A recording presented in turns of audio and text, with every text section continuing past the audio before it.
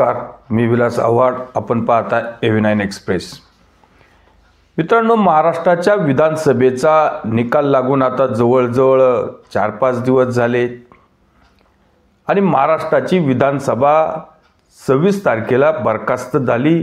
मुख्यमंत्री एकनाथ शिंदेंनी आपला राजीनामा राज्यपालांकडे सुपूर्द केला. मंत्रिमंडळ ऑटोमॅटिक बरखास्त होते आणि त्याच्यानंतर मंत्रिमंडळाचं गठन आणि सरकारची स्थापना करण्याचं जो काही सुरुवात असते ती तशी पाहिली तर अतिशय संत गतीने आपल्याला पाहायला मिळाली आणि महाराष्ट्रात एक ऐतिहासिक महायुतीचा विजय आणि महाविकास आघाडीचा दारुण असा पराभव. आणि असं असून सुद्धा मग भारतीय जनता पार्टीचे 132-33 आमदार निवडून आले, प्लस त्यांना 6-7 आमदारांनी पाठिंबा दिला. म्हणजे आज भारतीय जनता पार्टीकडे 140 आमदार आहेत आणि शिवसेनेकडे म्हणजे एकनाथ शिंदेकडे 57 आमदार त्यांचे विजयी झाले आणि प्लस त्यांना पण 3 आमदारांनी सपोर्ट केलाय. आज एकनाथ शिंदेंच्या शिवसेनेकडे 60 आमदार आहे आणि राष्ट्रवादी अजित पवार यांच्या पक्षाला सुद्धा 41 आमदार निवडून आणता आले आणि असं प्रचंड असं बहुमत महायुतीकडे असताना राज्याच्या सरकारचं गठन होत नाही, स्थापन होत नाही आणि महायुतीचा चेहरा समोर येत नाही. मुख्यमंत्री नेमकं महाराष्ट्रामध्ये कोण होणार आहे आणि या सगळ्या गोष्टीची महाराष्ट्रातील 13-13.5 कोटी जनता अगदी डोळे लावून पाहते आणि मग अनेक लोकांनी अक्षरशः देव पाण्यात ठेवले. आता महायुतीमध्ये पण एकनाथ शिंदेंच्या समर्थकांना किंवा एकनाथ शिंदेंच्या पक्षांना असं वाटत होतं की 2.5 वर्ष एकनाथ शिंदेंनी खूप चांगलं काम केले आणि कोणी ते नाकारूही शकत नाही. ज्या पद्धतीने महाविकास आघाडीचं सरकार 2.5 वर्ष आपण पाहिलं, खरं तर उद्धव ठाकरेंनी जी काही गद्दारी या महाराष्ट्राशी केली, 2019 मध्ये भारतीय जनता पार्टी आणि शिवसेना एकत्रित निवडणूक लढली आणि देवेंद्र फडणवीसांच्या नेतृत्वात निवडणूक लढली. पुढचा CM देवेंद्र फडणवीसच होणार आहे अशा पद्धतीने सर्व प्रचारामध्ये उद्धव ठाकरेंच्या समोर भारतीय जनता पार्टीचे नेते भाषणात बोलत होते. असं असताना सुद्धा निवड सत्तेसाठी, खुर्चीसाठी आणि आपल्याशिवाय भारतीय जनता पार्टीला सरकार स्थापन करता येणार नाही याचा गैरफायदा घेऊन उद्धव ठाकरेंनी असंघाशी संघ केला. खरं तर काँग्रेस बरोबर, राष्ट्रवादी बरोबर स्वर्गीय बाळासाहेबांनी कधी संबंध ठेवले नाही आणि ज्या काँग्रेसच्या विचारधारेशी बाळासाहेबांनी आपल्या हयातीत कधी त्यांना आपल्या बुटाच्या नोकजवळ सुद्धा उभं केलं नाही, अशा लोकांबरोबर उद्धव ठाकरेंनी जाऊन सरकार बनावं आणि ज्या हिंदुत्वाला कायम काँग्रेस आणि राष्ट्रवादीने विरोध केला त्या लोकांबरोबर उद्धव ठाकरेंनी सरकार बनवलं. ते सरकार आपण 2.5 वर्ष पाहिलं आणि एकनाथ शिंदेंचं सरकार सुद्धा आपण 2.5 वर्षांमध्ये पाहिलं. एकनाथ शिंदेंनी अगदी ज्या काही स्थगित्या उद्धव ठाकरेंनी दिल्या होत्या त्या सगळ्या स्थगित्या देवेंद्र फडणवीसांच्या माध्यमातून आणि देवेंद्र फडणवीसांना बरोबर घेऊन त्या उठवल्या. महाराष्ट्रामध्ये अनेक प्रकल्प होऊ घातलेले होते, ते उद्धव ठाकरेंनी बंद केले होते, ते चालू केले आणि महाविकास आघाडीच्या या कार्यकाळामध्ये जो महाराष्ट्र 1 नंबरला होता 2014 ते 2019, तो 3 नंबरला उद्धव ठाकरेंनी घालवला होता. तो अगदी 6 महिन्यामध्ये एकनाथ शिंदे, देवेंद्र फडणवीस यांनी तो 1 नंबरला परत आणला. तेव्हा उद्धव ठाकरेंचं सरकार पाहिलं, एकनाथ शिंदेंचं सरकार पाहिलं. आता 2024 मध्ये विधानसभेची निवडणूक झाली. लोकांनी प्रचंड असं बहुमत महायुतीला दिलंय.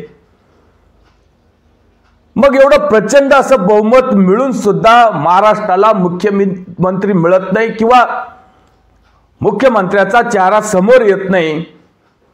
नेमकं लोकांना असं वाटायला लागलं की 2019 मध्ये जी परिस्थिती निर्माण झाली होती तशी परिस्थिती निर्माण होते की काय.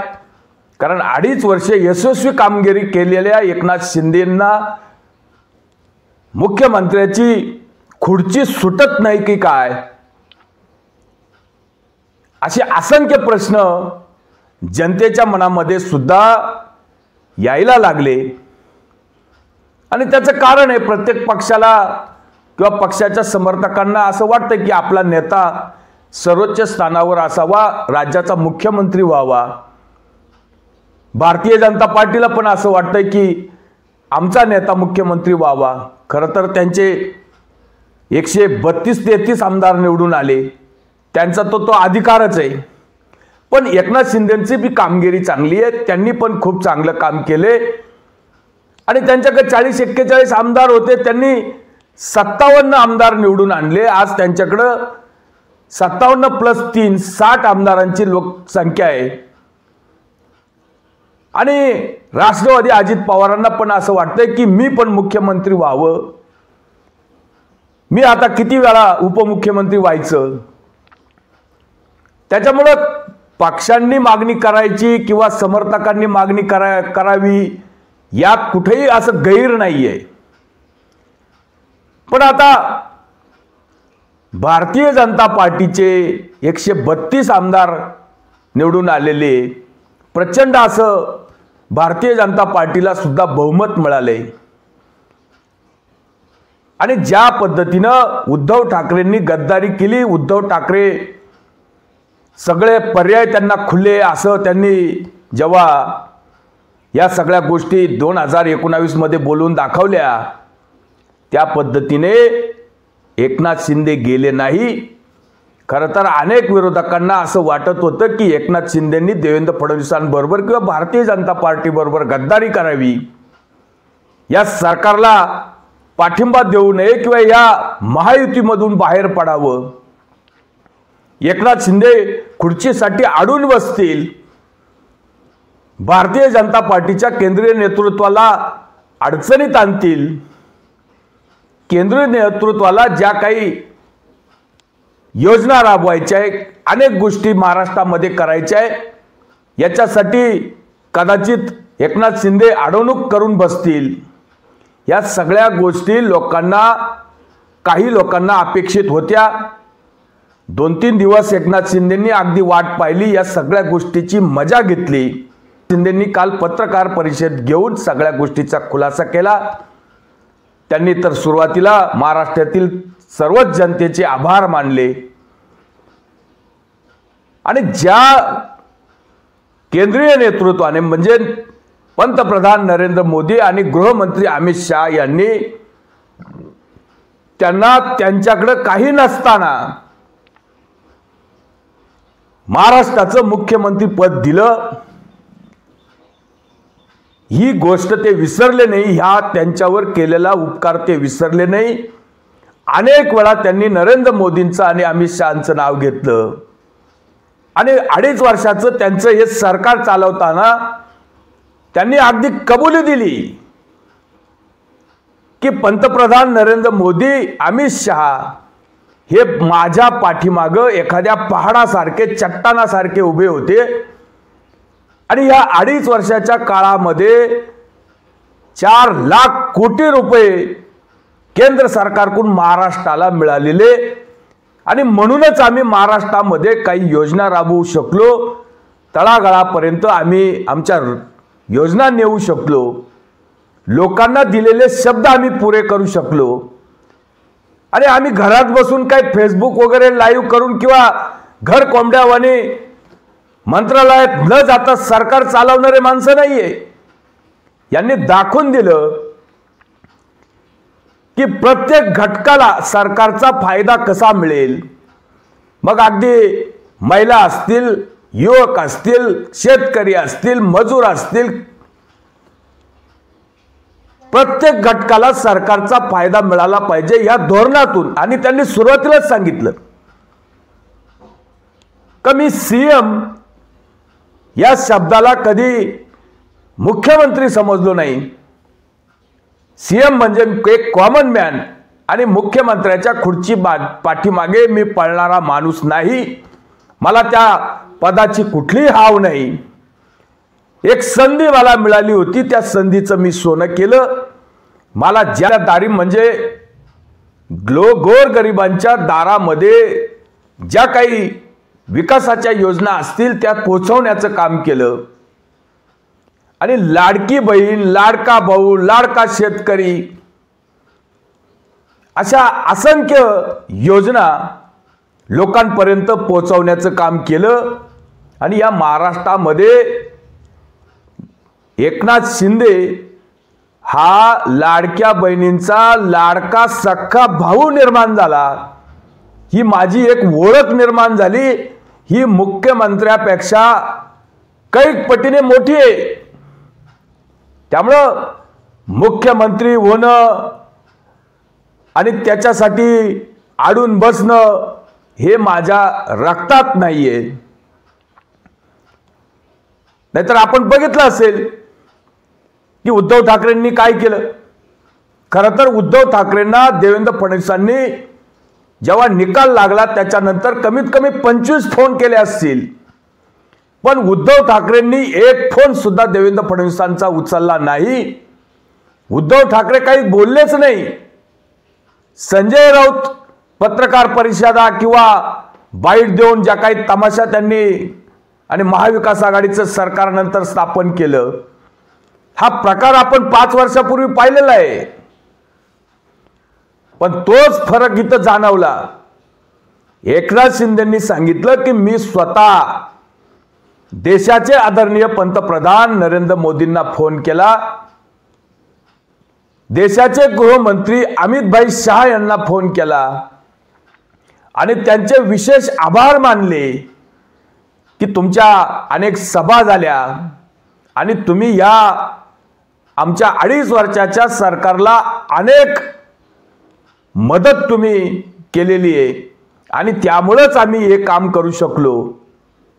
आणि त्याच्यानंतर जो काही मुख्यमंत्री पदाचा जो काही प्रश्न होता त्याच्यावर सुद्धा त्यांनी भाष्य करून टाकलं की मी नरेंद्र मोदींना, अमित शहांना सुद्धा सरळ सांगून टाकले की तुम्हाला जो निर्णय घ्यायचा आहे महाराष्ट्रामध्ये मुख्यमंत्री पदासाठी तो तुम्ही घेऊ शकतात। माझी यामध्ये कुठेही अडचण येणार नाही।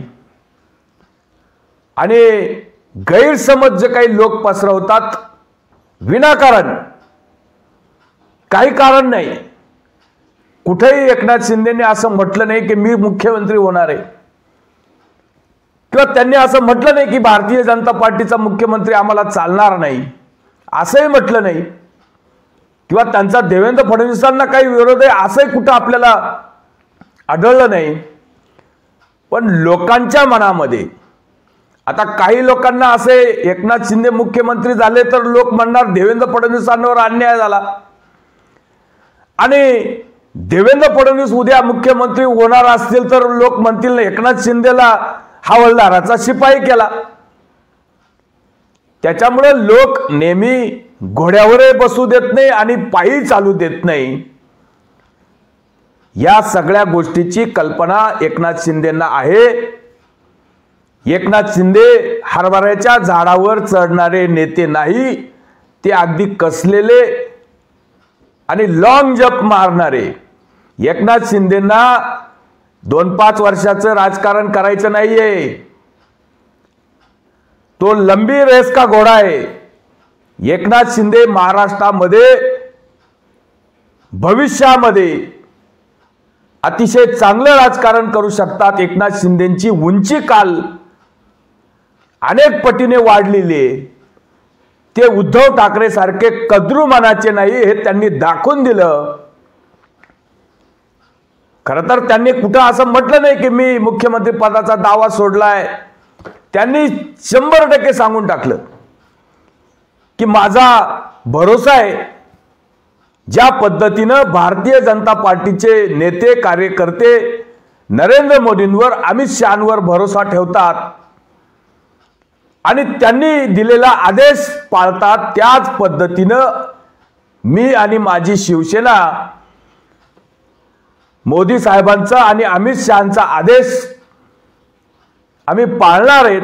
त्यांनी तो निर्णय घ्यावा। मुख्यमंत्री म्हणून तुम्हाला कोण द्यायचे तुम्ही ठरवावं। आमचा त्याला पूर्णपणे सपोर्ट राहील, पाठिंबा राहील, समर्थन राहील माझं, माझ्या शिवसेनेचं। कुठेही असं एका वाक्यात सरळ सगळ्या गोष्टी समजून सांगितल्या। याला म्हणतात नेता। या गोष्टी खरं तर आपण देवेंद्र फडणवीसांचे यांनी फोन उचलले आणि यांनी स्वतः फोन करून सांगितले, हा फरक आहे। तेव्हा महाराष्ट्राच्या जनतेमध्ये एकनाथ शिंदेच्या बाबतीत जी काही प्रतिमा त्यांची चांगली होती त्याच्यामध्ये कैक पटीने वाढ झालेली आहे। आणि उद्धव ठाकरे यांची घसरण आणि उद्धव ठाकरे किती कोत्या मनाचे आणि उद्धव ठाकरे किती स्वार्थी आहे, लबाड आहे, ढोंगी आहे, हे अप्रत्यक्षरित्या एकनाथ शिंदेंनी दाखवून दिलं। आता केंद्रीय नेते काय निर्णय घ्यायचा आहे काय नाही घ्यायचा आहे हा त्यांचा निर्णय आहे। ते भारतीय जनता पार्टीचा मुख्यमंत्री करू शकतात।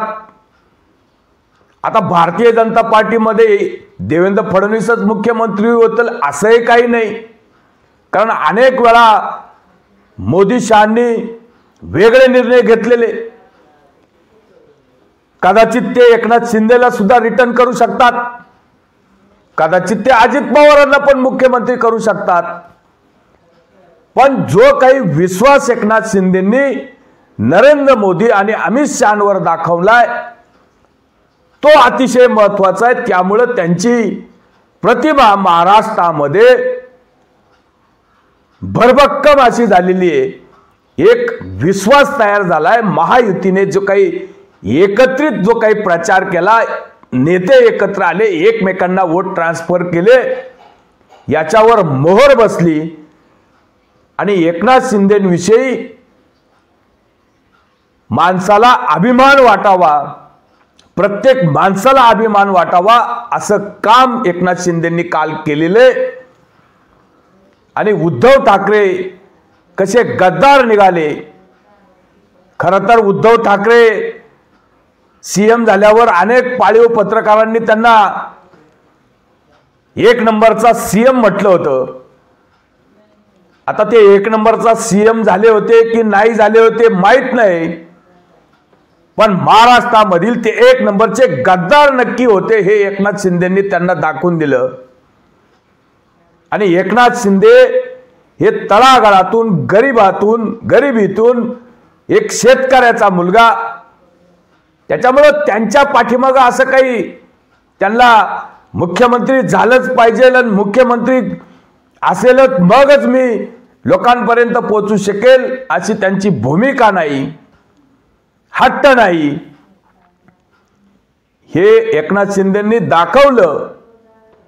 आणि हे किती कद्रू मनाचे, किती स्वार्थी आहे, ढोंगी आहे हे सुद्धा जनतेने पाहिलं।